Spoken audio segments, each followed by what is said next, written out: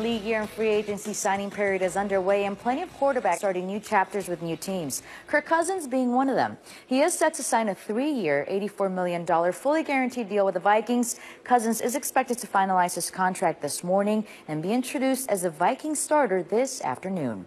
The Cardinals officially released Tyrann Mathieu just hours before his $13.75 million of his 2018 and 19 salaries would be guaranteed.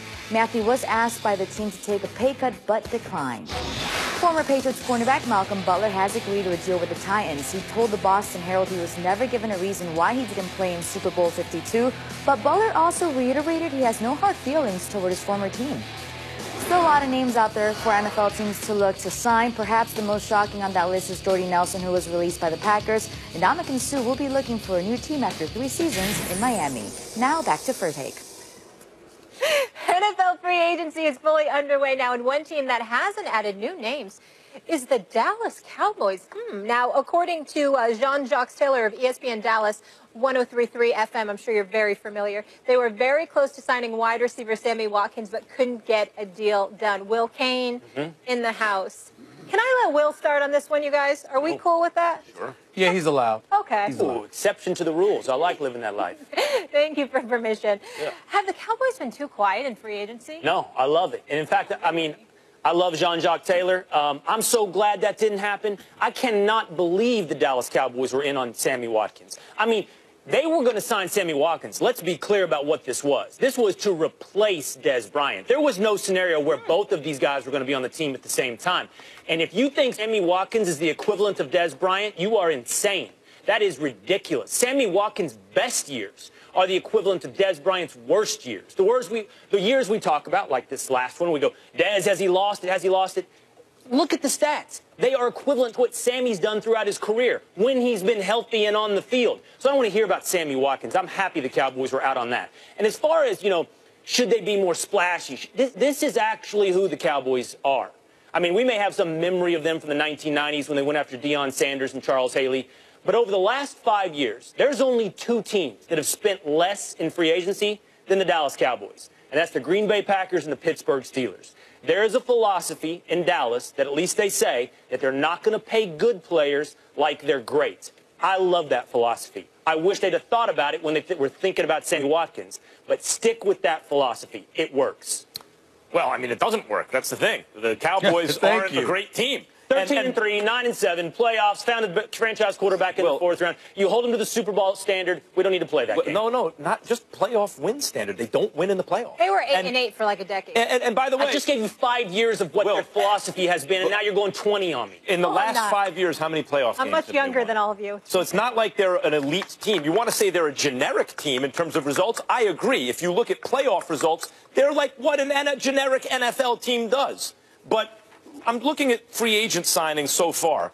Arizona 4, Falcons 3, Ravens 3, Buffalo 6, Carolina 3, etc. Cleveland 10, Broncos 3, Dallas 0. The only other team to not sign anyone is the Pittsburgh Steelers. And you mentioned that as coherent philosophy. Hold on. So what you're telling me is what we should do is not follow the model of the Steelers, but follow the model of the Browns, who signed 10 players. Well, got it? Okay. Well, actually, but the Browns had a lot of capital in order to make those moves. The Steelers are not the best team in football.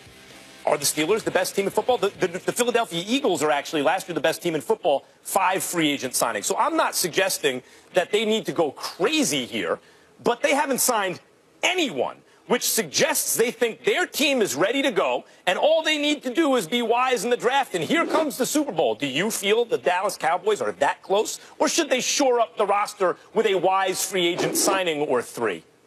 I'll go Stephen A. Go ahead before I answer those questions. Well, I just love the emotion that Will is exhibiting, especially when it came to interrupting Max Kellerman. He pulled the Max there. Didn't even want to let Max finish his point because he didn't want to get caught out there. Here's the reality of the situation. The Dallas Cowboys were limited in terms of their cap space. I think other than the Philadelphia Eagles, I don't think anybody's had less cap room than the Dallas Cowboys. Losing Hitchens, I think, is going to be a big loss. You're going to need to shore up your linebacker spot. You can't rely on Sean Lee because he's an injury injury waiting to happen. You look at the Dallas Cowboys being quiet. One would surmise that's a good thing, because we know how they prioritize stealing headlines. As a matter of fact, one could argue they prioritize that more than winning. But the reality is, by doing very little, Will Kane, what they're essentially saying to you is that last season was a fluke. That Dez Bryant, that Cole Beasley, and the rest of the crew, they can more than get it done. It was just a fluke last year because Ezekiel Elliott had the 6-game suspension, blah, blah, blah. I love that attitude. I'm glad the Dallas Cowboys have taken that attitude, because I see another losing season on the horizon. It doesn't bother me at all to witness what I'm witnessing from them. It's sort of just falls in line with what I think about them.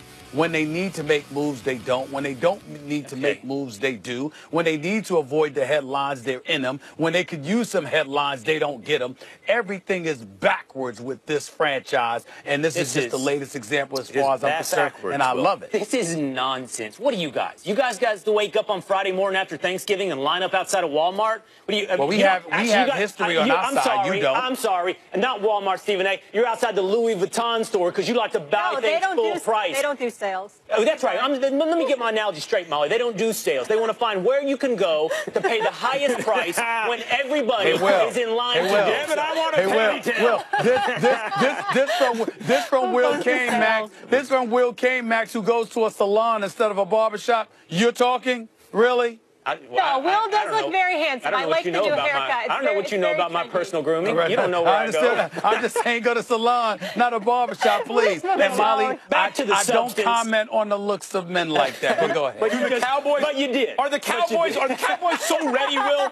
Are the Cowboys so ready that all they need is the draft and they're good? They don't need to sign anyone? This is the point of my analogy. You guys line up to spin full boat the first 2 days of free agency, and you celebrate the teams like the Browns, who signed 10 guys.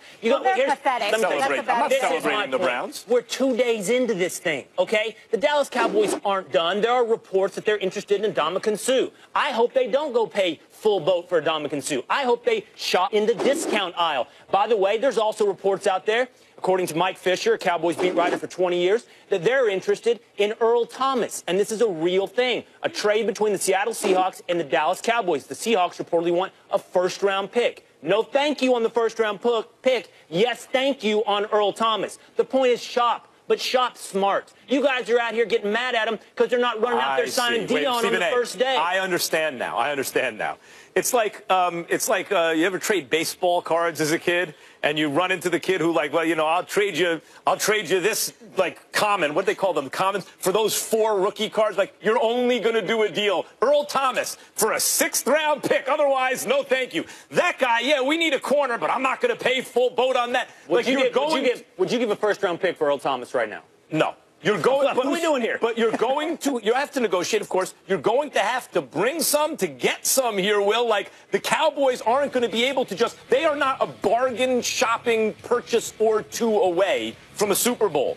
They need to address their defense. Are they going to do it all through the draft? They're going to have to get creative with trades. They're probably going to have to sign some guys, and they don't have a lot of money to do it. We're 2 days in this. And by the way, you guys set it up as a catch-22. Lean back. Do your thing, because you got it as a catch-22. If they go out and spend, you get to say, here they are, headline seeking. If they don't spend, you say they're not doing enough. And you point to Anthony Hitchens, Stephen A. Anthony Hitchens is a nice player. I've rooted Anthony Hitchens for years. But $9 million a year, $30 million guaranteed, price matters. Maybe not when you're in the Stephen A. Smith category of, you know, commentary and analysis and reporting, but for most people out there, price matters. Well, what I would say to you is this. When we look at the Dallas Cowboys, we have a right to look at their history and say, these are their habits, these are their Achilles heel. You want to sit up here and treat every year like it's new, and you want to ignore bad habits that have served this, that have not served this franchise well. And that's all we're talking about here. We're not talking about the typical team. We're talking about the Cowboys, who are an accident waiting to happen, who find a way to get in their own way. And we dissect why that is, and some of the evidence that you point to, that Max points to, or anybody else. We have points. You just refuse to accept the obvious because you're emotionally tied to this franchise. I have had more substance in the last 10 minutes than you have had on your Dallas Cowboys commentary in the past 5 years. In the last 10 minutes, I taught you more about the Dallas Cowboys than you have managed to ascertain. You taught me. Yeah. You've taught me. Oh, yeah. Really? Get your notepad out. So if you know so much about the Dallas Cowboys, how are they going to get back to the Super Bowl? I'm not getting the raps. Let me just ask you a question. You're so emotional. I'm so emotional. I'm going with the facts. If the Cowboys had signed Sammy Watkins, would you guys be celebrating them today? No. No. Oh, my God. I don't know what So Sammy how do they win with you guys? They don't. That's the whole point, Will. They never win. They never win. They never win with me. Don't you have a 3-hour show to do? Yeah. All right. I got Go ahead and do it. Go ahead and sing about the Cowboys. Good luck. We'll see you on the Will Kane Show. I like the haircut. Talk to you soon. Coming up next, was Salon. it no-brainer to get Alex Smith like Jay Gruden says it was for the Redskins? The guys will debate it. Plus, later, don't miss Stephen A's final take on Kevin Durant's time to shine. Don't touch that dial. So I've got an interview and a date.